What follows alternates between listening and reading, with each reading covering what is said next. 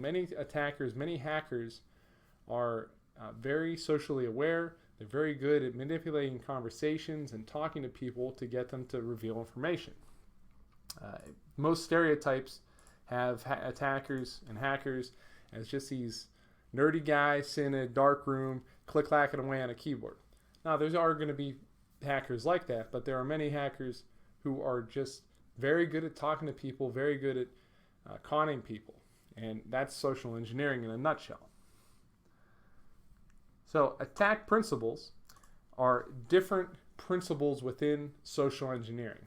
So different methodologies, different ways attackers will take advantage of people, and the way in which these attackers talk to people, these are all principles of social engineering.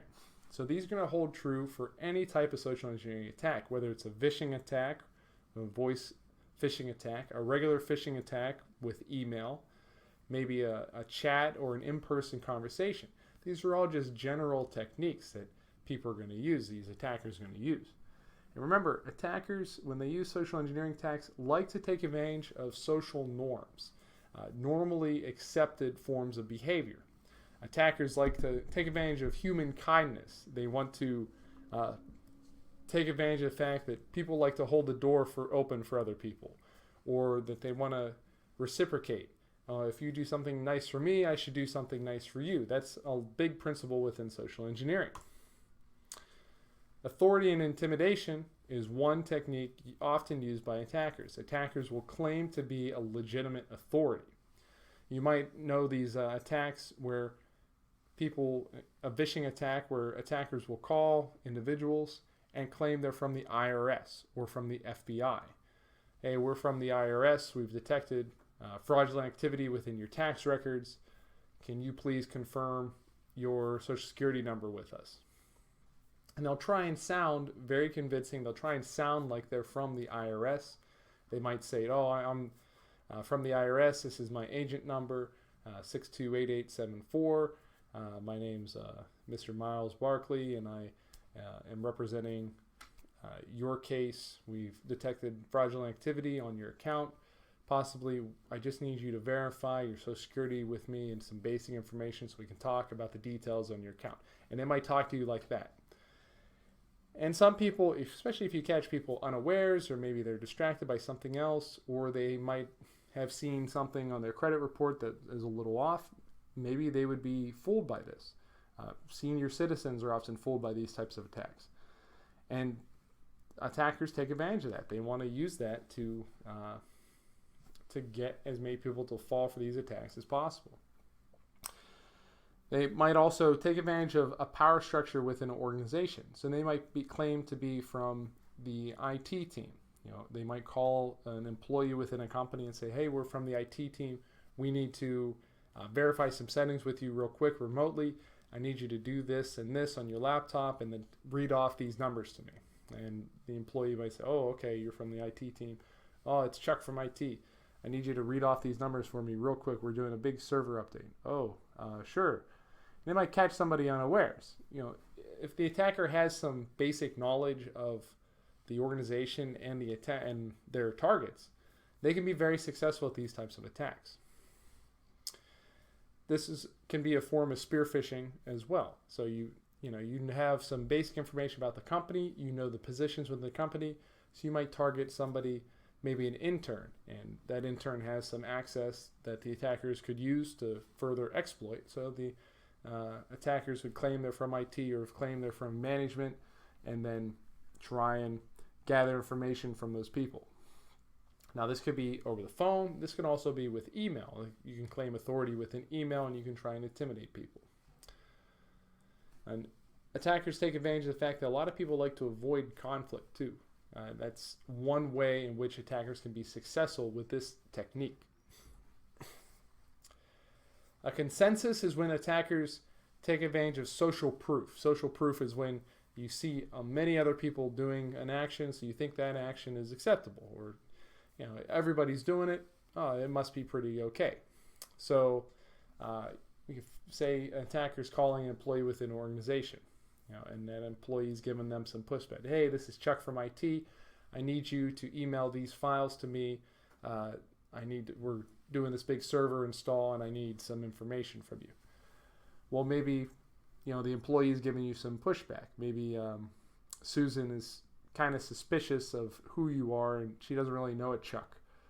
Oh, well, Karen emailed me those same files last week, so I don't know why you're making a problem about it. We just need these files really quickly. I'd really appreciate it. They'll point to some example where other people have been performing these actions and have been doing these same types of activities. So to give that person some social proof. Oh, well, if Karen did that, well, I know Karen. Maybe the attacker had looked up a organization chart within the company. Oh, okay. If Karen did it, well, I guess it's kind of standard. And maybe she would then be more apt to email the files. Or say an attacker would claim to be part of a charity, contacting a person through email. So they would say, oh, hey, we need this amount of dollars, or we need this amount of money in Bitcoin.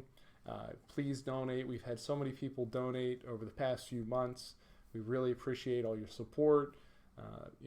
Look at all the kind things we've done and all the progress we've made since the last 2 quarters. Please donate your Bitcoin at this link. And that could just be, somebody would read that email. Oh, I guess they're doing a lot of good. Maybe I'll consider donating. The hackers might even set up a dummy website that looks like, this seems kind of legitimate. A couple months ago, there was an attack on Twitter where you had high-profile celebrities. You had former President Barack Obama. You had Elon Musk. You had Bill Gates. Their Twitter accounts were hacked, okay? And from those Twitter accounts, attackers were asking people to donate Bitcoin. They were saying, I'll double your Bitcoin. They were speaking as if they were those people. They were saying, I'll double your Bitcoin if you donate some Bitcoin to this address.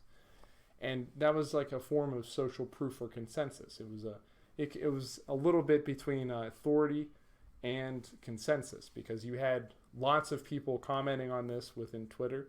So you had this social media buy-in, and then you also had the authority from those individuals themselves. The tweets were coming from their actual account.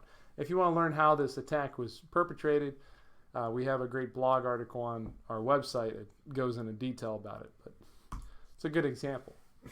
Scarcity is when an attacker tries to claim that something is going to exist only for a limited time. And this is oftentimes with maybe a scam where they're trying to sell you something that might be illegitimate. With the Bitcoin example, we can donate, we can double your Bitcoin if you donate to this site, but only if you do it within the next 24 hours. Otherwise, the offer's closed. So that scarcity makes people panic a little bit, makes them think, I got to get on this right now, or else it's never going to be there. So pretty self-explanatory, I think, with scarcity.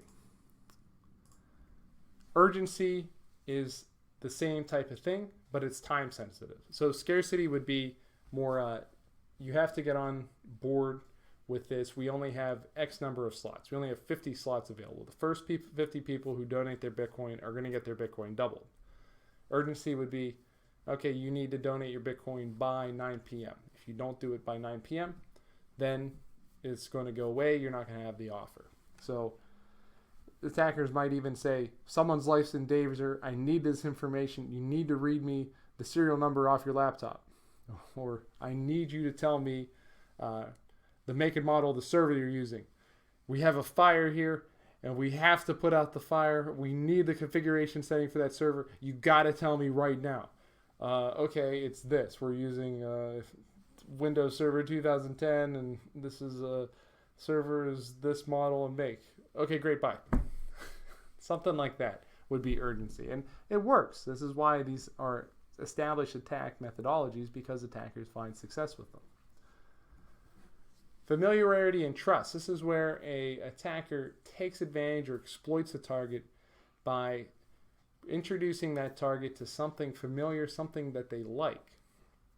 Good example is I worked with a penetration testing firm, and we had a contract to do penetration tests on a certain privately owned corporation. They were a government contracting firm.